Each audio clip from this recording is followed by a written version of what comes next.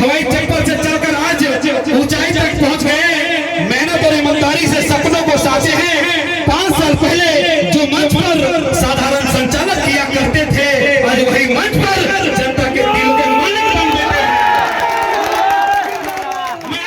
बेरमो के बोकारो थर्मल में विस्थापितों के नियोजन तथा अन्य लंबित मांगों को लेकर बुलाई गई आक्रोश महासभा में JKLM सुप्रीमो जयराम महतो ने डीवीसी प्रबंधन के विरुद्ध जमकर हमला बोला है।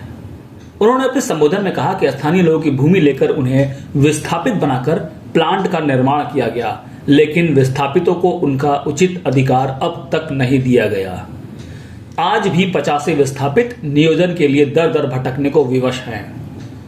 उन्होंने वर्ष 1991 के समझौते का जिक्र करते हुए कहा कि समझौते के शर्तों का अनुपालन नहीं किया गया। प्रबंधन को समझना होगा कि अब समय बदल चुका है। आज विस्थापित का बेटा विस्थापितों के साथ खड़ा है। अगर आवश्यकता हुई तो विस्थापित सीधी कार्रवाई से भी नहीं हिचकेंगे। विधायक जयराम ने चुनौती भरे लहजे में कहा कि विस्थापितों का धैर्य जवाब दे, उसके पहले डीवीसी प्रबंधन को सचेत हो जाना चाहिए। अगर विस्थापितों को उनका अधिकार नहीं मिला तो सीधी कार्रवाई तय है। हमने ठेका लिया है, पटक के मारेंगे, एकदम मारेंगे। तुम्हारे बच्चे हमारे बच्चे क्या है, भीख मांगे? तुम्हारी बीबी अच्छी साड़ी पहनेगी, तुम्हारे बच्चे महंगे स्कूलों में जाएंगे, हर साल हम भीख मांगेंगे। तुम गद्दार हो, तुम बेरहम हो, तुम घमंडी हो। तुमने नहीं माना उन्हें से कामने की वार्ता को जो विनोद बाबू के नेतृत्व में हुआ था। तुमने नहीं माना एक उस वार्ता को जो रेतो के नेतृत्व में हुआ था। आज 35 साल बीत गए, आज 35 साल बीतने को है उस वार्ता को। इसलिए अब हम भी राजा हरिश्चंद्र बनने का जिम्मा नहीं लिए हैं, हम भी बुद्ध बनने का ठेका नहीं लिए हैं। हम चंडाल बनना होगा, चंडाल बनेंगे और आपको इस पर सबक सिखाएंगे। देखते हैं कौन डीसी कितनी देर मदद करता है, देखते हैं कौन एसपी आपकी मदद करता है, अरे देखते हैं कौन थानेदार मदद करता है। नहीं जाओगे, नहीं निकलोगे बाहर, नहीं जाओगे। अरे तुम्हारी परछाई 24 घंटा साथ नहीं देती है, ये पुलिस का ठिकाना है। एकदम इस बार मुकाबला आर पार का होगा, क्योंकि हमने खून पी रहे हैं। साला झारखंड बनाने के बाद हम लोग खून पी रहे हैं, खून के आंसू रो रहे हैं। बेशरम प्रबंधन वालों, यहाँ दामाद बना के उनको रखे हो जिनका बाबूजी का एक बित्ता जमीन नहीं गया। यहाँ दामाद उनको बना के रखे हो जिनका बाप का एक बित्ता जमीन नहीं गया है। जिनका जमीन गया, जिनका घर गया, जिनका परिवार उजड़ा, वो भीख मांगेंगे।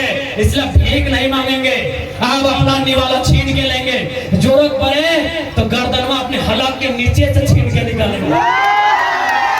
और साफ ये हुंकार है, साफ ये प्रबंधन को मेरा हुंकार है और झारखंडी को भी ललकार है कि आओ सामने, जो प्रबंधन अनाकारी करता है उठाओ लाकर बजा दो लड़के। हाँ, कैसे नहीं मिलेगा? अरे तुम क्या सोचते हो झारखंड फ्री में मिला? जब झारखंड ऐसे नहीं मिला तो नौकरी ऐसे मिलेगा? नहीं मिलेगा ऐसे। झारखंड ऐसे मिला, कितने लोग मरे? अरे दुनिया छोड़ो, यहाँ बताओ कितने लोग मरे हैं? अरे बोकारो जिला में बताओ ना, नाम गिनाएंगे तो सुबह से शाम हो जाएगा एक जिला में। फ्री में नौकरी देंगे, बिना संघर्ष के देंगे। इसलिए और एक बात जान लो, आप भी जानते हैं सबसे ज्यादा संकट में कोई है तो जयराम महतो है। लेकिन उसके बावजूद वो अपनी जान हथेली में रख के आपके बीच आता है, ताकि मैं भी मानता हूँ अगर आज हम लोग नहीं जागे तो हमारे पास एक जमीन नहीं बचेगा। हम दर बदर की ठोकरें खाएंगे, हम बेघर हो जाएंगे। इसलिए तुम्हें इसलिए लड़ना है कि बाल बच्चों का भविष्य सुरक्षित हो सके।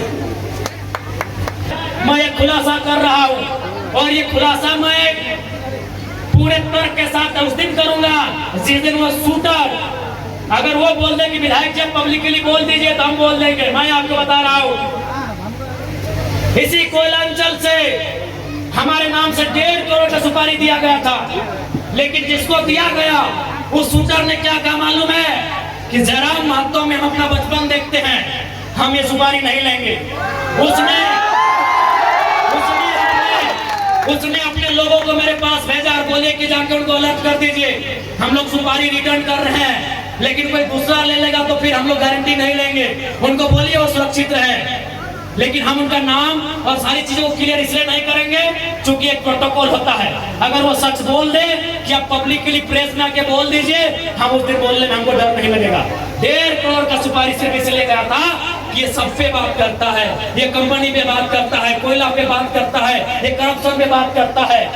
ये आपको मैं एक सच्चाई अपनी बता रहा हूँ। लेकिन उसने लेने से इनकार कर दिया कि जयराम महतो में हम अपना बचपन देखते हैं।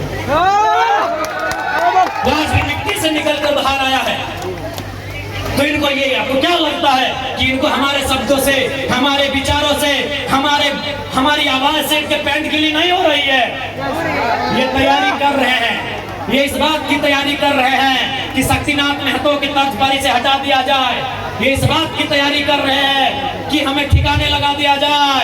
लेकिन मुझे पूरा विश्वास है कि अगर इस बार झारखंड की जमीन से लहू बहा, तो इस बार इतना ही कहेंगे झारखंड के लोगों, चाहे लहू किसी का बहे, इस बार चिता मत जलाना, उस चिते को रख देना, उस चिते को छोड़ देना।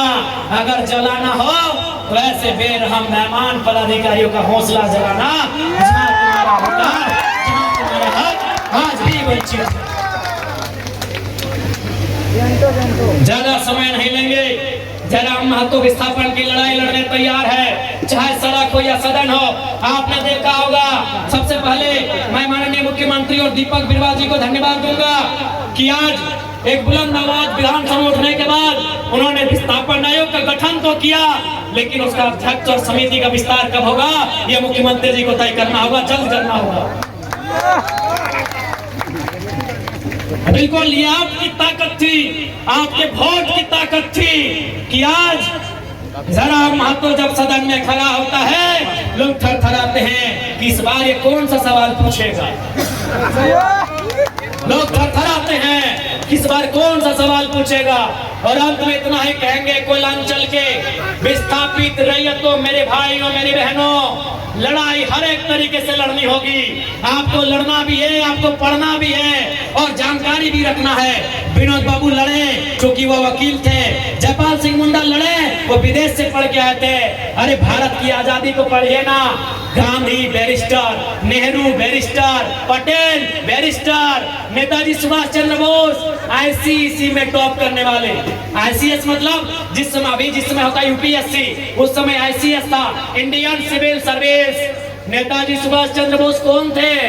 इंडियन सिविल सर्विस के एग्जाम को पास करने वाले थे, यानी उस समय के कलेक्टर बनने वाले थे नेताजी बोस। गांधी कौन थे? Who was Gandhi? Who was Ambedkar? Barrister. आप जितने बड़े क्रांतिकारी नेताओं का नाम लेंगे, आपको पता चलेगा बहुत पढ़े लिखे थे। गांधी वाजे बैरिस्टर, अम्बेडकर वाजे बैरिस्टर, नेहरू वाजे बैरिस्टर, पटेल वाजे बैरिस्टर, सभी पढ़े लिखे लोग थे।